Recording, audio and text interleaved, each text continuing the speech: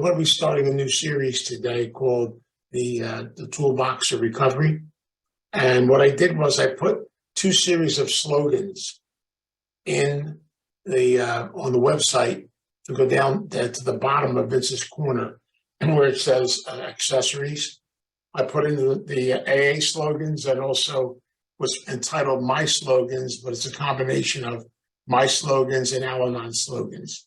So if you want to download them, a lot of what I'll be talking about over the next 4 weeks is kind of connected to these two things, these two areas of slogans. Okay, so we'll talk more about that today.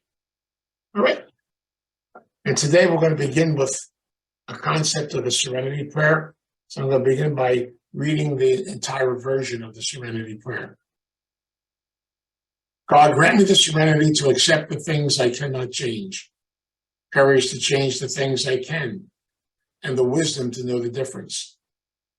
Living one day at a time, enjoying one moment at a time, accepting hardship as the pathway to peace, taking as he did the sinful world as it is, not as I would have it, trusting that he will make all things right if I surrender to his will, that I may be reasonably happy in this life and supremely happy with him forever in the next. Amen. I wanted to read that because I wanted to kick off this concept of a toolbox by telling you a story. One of my sponsors in my other eating disorder program basically had a little tradition that he did. Whenever he arrived at a meeting, he would bring literally one of those small toolboxes with him. We used to joke with him a lot and say, we're going to do some carpentry work afterwards. But he always brought his toolbox because what he did was something very interesting. He took all these different slogans that I've listed, put them on individual cards, put them into the toolbox. And every morning when he says his morning prayers and his morning meditation, he takes one card out of the toolbox. And that's his slogan for the day. And then what he does is he concentrates on that slogan as part of his journey of recovery for that day. And I found that really interesting because basically I learned a lot about that concept of the slogans and how the slogans are really little tidbits that kind of give each and every one of us that little thought, that connection on how life is supposed to be and how to do it. So I thought I'd begin this process of talking about the toolbox. And what I recommend if you want to get one is get your own toolbox. It doesn't necessarily have to be a toolbox, it can just be a box. But it's kind of interesting to do this. I'm going to try it myself. I'm going to try to get these things printed up on cards and then put them into a box and start that process. What I've been doing now is, as I don't have a toolbox, I just close my eyes and put my finger on one of them. Whatever the one is, I do that for the day. But I love it because I really believe that when you go into the rooms of recovery, they have these slogans hanging on the wall. And many people sometimes read them, and we don't really crazy about them or anything.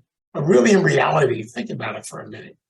Sometimes that little slogan, those little things that you hear, opens up so many doors, so many directions. So I thought I'd start it off by talking about the Serenity Prayer, because there's some very powerful words, connections, and slogans right in the Serenity Prayer itself. I often refer to the Serenity Prayer as the ultimate recovery prayer. It's amazing how that little prayer has everything in it that we need for the journey of our recovery. It's connected and it's powerful.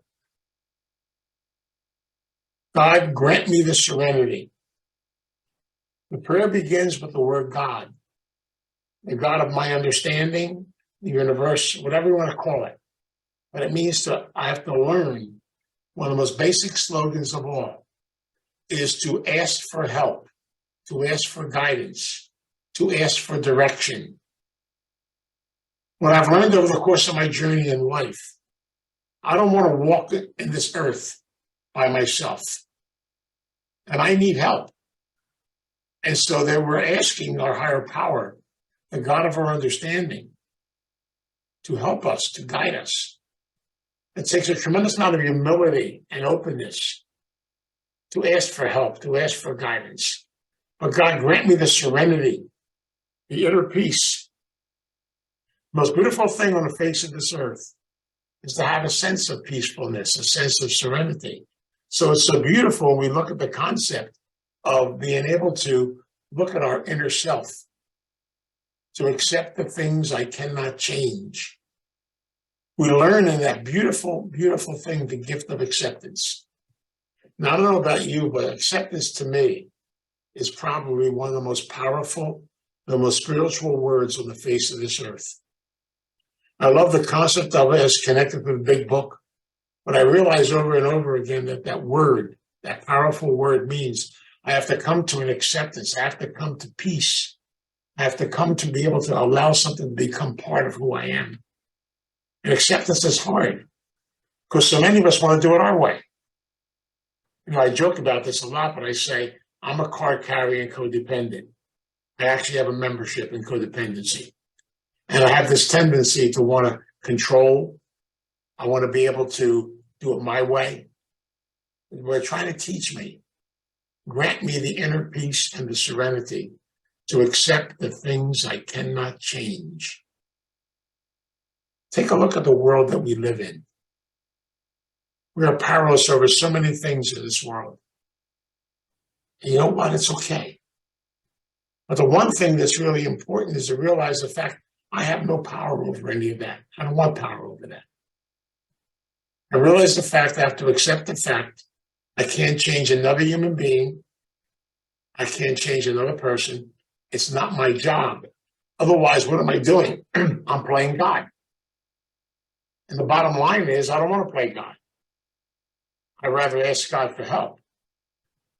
We get caught in this sometimes because basically I want this to be for this person. I try to fix this person, take care of this person, do this. When in reality, they've got to find their journey. The basic Al-Anon principle teaches that, to detach with love, to allow people to make their mistakes, to go through their changes, just like they allow us to do that. That's what's so beautiful about the whole concept of it. It also goes on to tell us courage to change the things I can. You know, one of the most powerful, powerful slogans, and I love this slogan, is the willingness to change and the willingness to grow. A very powerful and beautiful slogan. To be able to be open to change. Change is a powerful process because we're always in process of changing, of learning, of discovering, of doing new things. And look at the world we live in today. You know, Loretta busts me all the time, you know, about technology. But I think back on it. Right before the pandemic, probably maybe 3 or 4 months before, a lady called me up and she said, she was my nutrition, and she called me up and she said, I want to do a workshop on nutrition and do a workshop on the spirituality of nutrition. I want to do it on Zoom. I looked at her like she had 10 heads. And I said, Zoom what? I thought maybe it was a new dance or something. I don't know what it was. Anyway, she said, no, she explained it to me. I said, that's okay. No, forget it. Well, it's interesting how my granddaughter, when I mentioned the word Zoom to her, she said, Papa, that's great. Why don't you do it? So then she showed me a little bit. I connected with it. So I called Teresa back and I said, okay. And so for the first time, I did a workshop on Zoom, and the thing totally amazed me. I think we had 23 or 24 people in that workshop. And we know what amazed me the most? They were from Texas, California. There was a lady there from Canada. They were coming from all parts of the country. I could not believe that I could, on this computer screen, see all these people from all these different parts of the country coming together for this workshop. It blew me away. And ever since then, I got excited about it. And now I actually go to my 12-step meetings on Zoom. I have a sponsor. My sponsor is in California. It's wonderful. How could this even be possible? But it's amazing how this process works. And I can open up new doors and new directions. But you know what's so funny about it? I'm no different than you. You have to have the willingness. But the willingness also means you have to have the courage. See, the prayer says, the courage to change the things I can. And here it comes. The most powerful change on the face of this earth is the one that we do on ourselves. We have the power to change. We have the power to work on ourselves. And I believe this. The most courageous human beings on the face of this earth are the people that have the courage to take a look at themselves, to work on themselves, and to take the process and go through growth. See, if you're stagnant and you stand still, you die while you're alive. And so the energy and the process of opening up that door, the energy of being able to experience the gift of change, the gift of growth, is very powerful and very beautiful. Not just in technology, but in all areas of life. So what I've learned over the beautiful course of the journey is the 12 steps are a beautiful gift. We'll talk more about them in the future talks. But the concept is, it's a beautiful gift that connects us together. Courage to change the things I can. And later on in the prayer, we take the extended version. They talk about two other beautiful slogans. Living life one day at a time. Oh, that. To live life one day at a time. And also another beautiful slogan, one moment at a time. And there are times on our journey when we just have to handle a moment. And that's okay too. And so I'm learning these things are important because so many times on the journey of life, I try to do too much. And so many of us try to do too much. Loretta's always trying to do too much. I tell her to slow down. The bottom line is we have to learn just to take it slow. And that's where keep it simple. Easy does it. Relax. Take it easy. All these wonderful slogans. They're beautiful. They're simple. But they also give us the gift of serenity. They give us the courage to look at ourselves and grow. Not to overanalyze ourselves either. Take a break, will you? What? Here we go with the codependency thing again. Well, we get so analytical. I'm going to tell you a secret. If you keep analyzing yourself, you'll always find something. Don't worry about it. Right, Pat? You'll always find something. So take a break, will you? Do the best you can do. Learn one new thing. Discover a little bit. Take it one day at a time. Experience things. These are all the beautiful slogans of life. They're so simple and so beautiful. But to have the courage, the tremendous courage to change the things I can, to look at things, to continue to grow. You're never done. One of my favorite sayings is, trust the process works.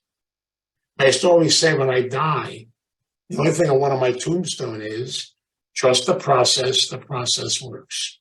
But it works in God's time, not in our time. It's a process we go through. The beautiful part about that is, now I got a problem. Since I can't put it on a tombstone, it has to go on my urn.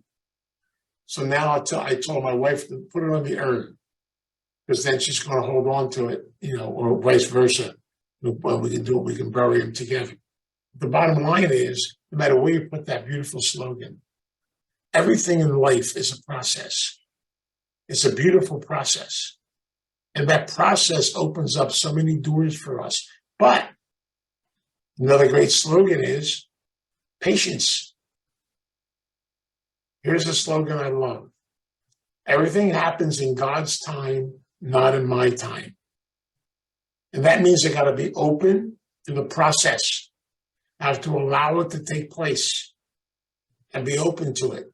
But along with acceptance comes adjustment. It's amazing. I'm always adjusting to everything in life. That's the fun part about life, because if you always want things to be just the way you want them to be, guess what? It ain't going to work. So eventually you got to be able to adjust, go this direction. I tell this story all the time. It's one of my favorite stories. But when I was studying for my master's degree at LaSalle University, I had the wonderful opportunity to be trained by a primarily European faculty. One of my favorite teachers, one of my mentors, a gentleman I'll be indebted to for the rest of my life, God rest his soul. But he's a man that helped me in so many different ways. was a Belgian Jesuit named Father Jerry. And Jerry was a character. I happen to love characters. That's why I love all of you. It's totally amazing. But the bottom line is, I never forget that first day of class. And you got to visualize this. You know, got a bunch of nuns and priests in a classroom. We got the proper pencil and the proper pen. We have all the different documents where they're supposed to be. We have all the books. Leslie knows what I'm talking about. We have all the books. Everything's in place, right, Les? And then he comes in. We're ready to go. We got to learn. Teach me. Joey walks in, and he, first of all, when he walked in, I thought he was a janitor. I don't know. He walks in with Bermuda shorts, a white T-shirt, and flip-flops. He walks in and he says, "Hello, everybody." He had an accent. He says, "What do you want to learn today?" Because we're sitting there. What do you mean, what do we want to learn? What are you going to teach us? He said it again. "What do you want to learn today?" Nobody answered him. Nobody finally said, he said, "Well, okay," he said. "Let's go outside and have a cup of coffee." We were all stunned. He ran across the street at the cafeteria, sitting there drinking coffee. We all ran over and we said, "What about the class?" He said, "It is a beautiful day. The sun is shining. The birds are chirping. Sit down, have a cup of coffee, relax, take it easy. We do something tomorrow, not today. The day's too nice." I'll never forget that man as long as I live, because we all went nuts in that classroom. First of all, trying to figure him out. But he taught me so much about life. Our final exam, I'll never forget it. He's going to give us 6 questions, and we're good Americans. Ralph knows what I mean. We're good Americans. We got to cram for the exam. You know, you stay up all night, you cram, get ready for the exam. He came in and gave us 6 questions of stuff we never even discussed. Totally off the wall. I'm sitting there looking, I'm saying, I don't even know what this stuff is. The poor nun next to me is crying. The tears, what am I going to do? I'm going to fall. I said, "Relax, take it easy." But then I got it. I decided I'm not going to sit here for 3 hours and look at these damn 6 questions, know nothing about it. So I made up 6 new questions of stuff I knew. Then I answered them. A lot of fun. Told the nun to do it. "I can't do that. I can't do that." I said, "All right, then, just sit there and cry for 3 hours. What can I tell you?" The bottom line was, I got an A. He says, "You understand, you got it," he said. You have to understand, people. We're in a real world. In a world of change, a world of growth, a world where you have to constantly adjust to new things and new directions. You got to open your mind. You have to realize the fact nothing is black and white. Everything's got a gray matter to it. There's always something we have to move. We have to go in a different direction. And when you're rigid, and you only stay in one direction, you die while you're alive. I never forget when he told me that. It's the same thing. I love these slogans because they're teaching me that concept that change is something beautiful. It's something special. It's a way in which I can open myself up. It also gives me growth. I don't want to stop growing. Do you? I'm physically okay. I had to stop growing. I'm going the other way now. But I mean, the bottom line is, emotionally, spiritually, different areas of life, new things to experience, new ideas. But it's so beautiful to do that in conjunction with others, because you learn from the people around you. I've learned so many times in my life that the greatest story on the face of this earth is your own story. It's your own journey. Because you are the architect of your life, the architect of your journey. And that's why we have to understand how important it is to be open to that process, to be open to new things and new directions. That's how we open the doors and be able to keep growing. And that's why these slogans are so important. We've got to learn something which is so important, one of the most powerful slogans of all. Everything happens in God's time, not in our time. Slowly, gradually, easily, a little bit at a time. And there's that slogan, lesser is better. We try to do too much. I know we're codependents. I know what we're going to do. You're going to download the 2 pages of slogans, and by midnight tonight, you're going to have to check them all out and figure them all out and make yourself nuts. Will you please do me a favor? Don't do that, okay? Melissa, please don't do that, all right? What you do is you just download them, take your finger, and point to one of them. I just did it. What did I point to? Oh, it's a good one. A little bit at a time. Little bit at a time. Bit by bit, by bit, by bit. Beautiful Al-Anon slogan. Just a little bit at a time. And you know, a little bit at a time makes a lot of bits. It's amazing, isn't it? How that works. And so take your time. You don't have to know all the answers or find all the answers or get everything put together. It doesn't work that way. You don't have to know all the answers. Because I'm going to tell you, I told you this so many times. So many things in life, there are no answers. Why do we have to have answers? Things are the way they are. Things what they are. We have to be able to accept them, learn from them, grow from them, experience, and develop a sense of ourselves from it. And that's where that last word of the Serenity prayer is so important. Wisdom, the wisdom to know the difference, the common sense, the wisdom to be able to look at our history, to look at our past, to learn from it, to grow from it. One of my favorite AA slogans is, experience, strength, and hope.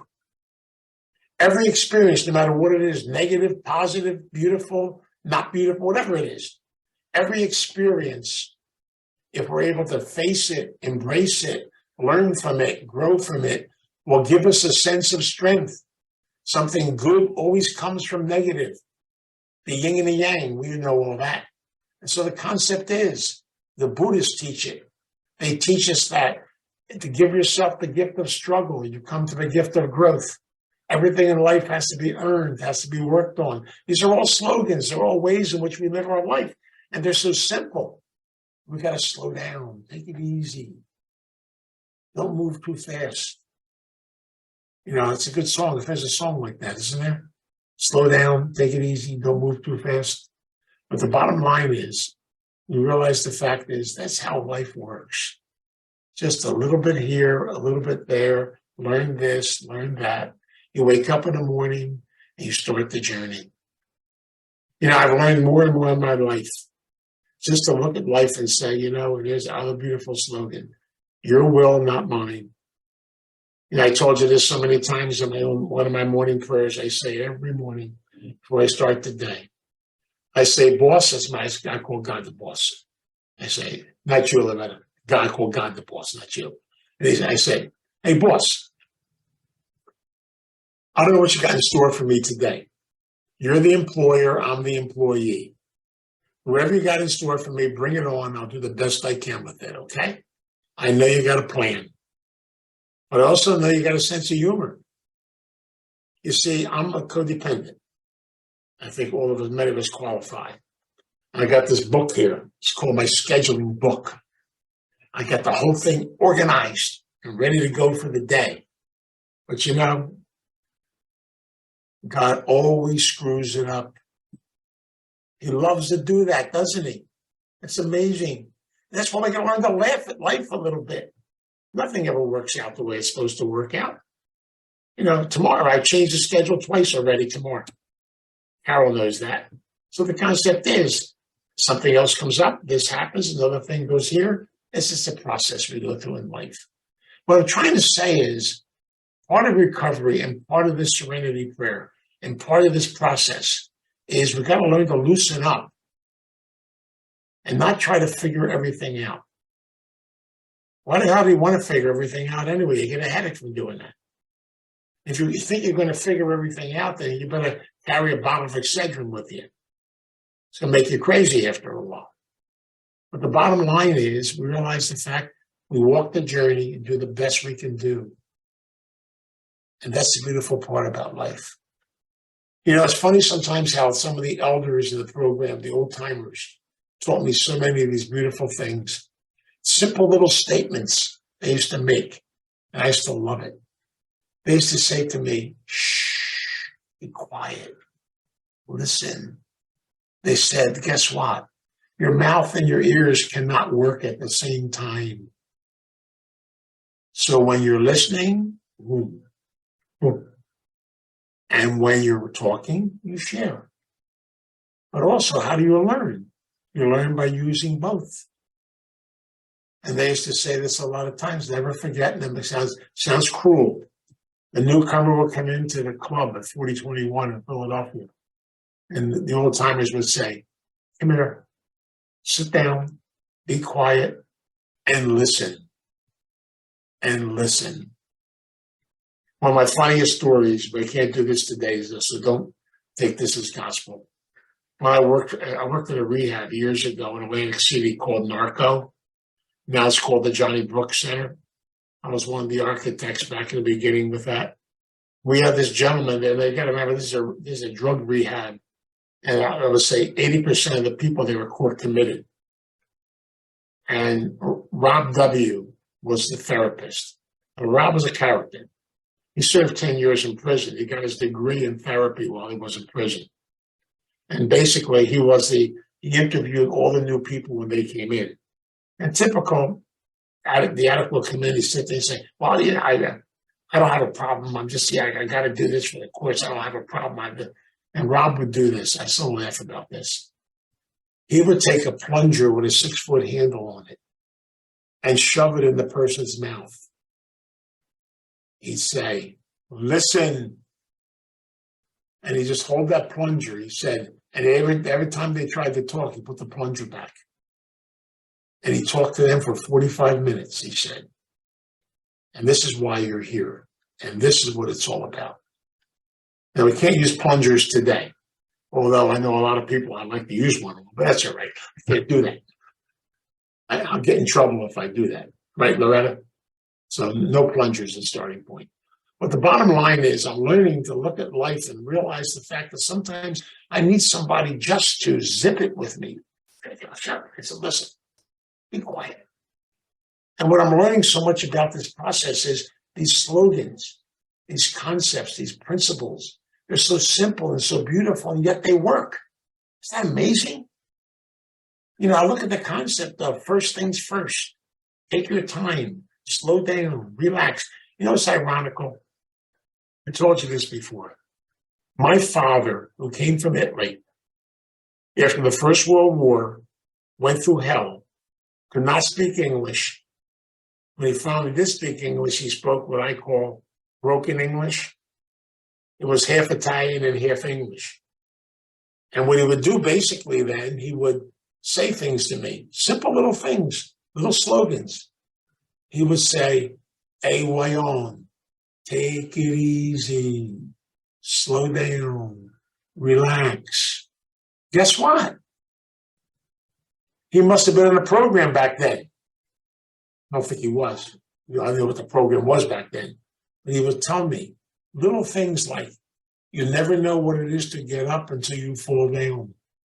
Don't be afraid to fall down. You will learn how to get up. You will learn so many things in life from experience. Here goes that phrase. Experience comes strength, comes hope. How can you share stuff with others if you don't apply it to your own self? Because the energy inside of us goes out to others. It's a process we go through in life. If I don't work my own recovery program, work my steps, and do the things I have to do, how can I ask others to do it? It doesn't work that way. It's got to come from your spirit, from your energy on the inside. So what I want to do in this series is I want to work on that toolbox. To me, the toolbox is so important because we need our tools for a program to work. And so I'm going to put in that toolbox. I'm going to put the 12 steps in that toolbox. I'm going to put the slogans in that toolbox. I'm going to put a lot of different things in that toolbox over the next 3 weeks. But that toolbox is necessary for all of us as we walk the process of life. I don't just call it the recovery toolbox. I call it a life toolbox. We need these tools to get us to get the job done we have to get done. And they're not gigantic. They're simple. Because we're beautiful people on a journey. And I thank God for that every day. And every day I hope we learn something new. Discover another thing about ourselves. experience another dimension, another direction. And if I do that, everything will come together. And so in my prayer tonight, I want to pray and ask God, the higher power, the God of our understanding, to guide us and help us on this journey. Say thank you for the tools of life, the tools of the journey. So let us pray. God, we come before you in prayer. We come here in gratitude and we come here in love. We ask that you guide us and be with us as we walk this journey, as we share these tools and as we work them. Help us, Lord, not to be afraid to look at the world as a place we have to live in. We have to walk in every day. Help us to be in the world, but not of the world. Help us to take our spirit and our journey with us. Help us to connect with one another, to support each other, to ask for guidance, to ask for direction. Grant us the serenity, grant us the courage, and grant us the wisdom to be able to do and deal with situations that occur in our life. Help us to be open to new things and new directions.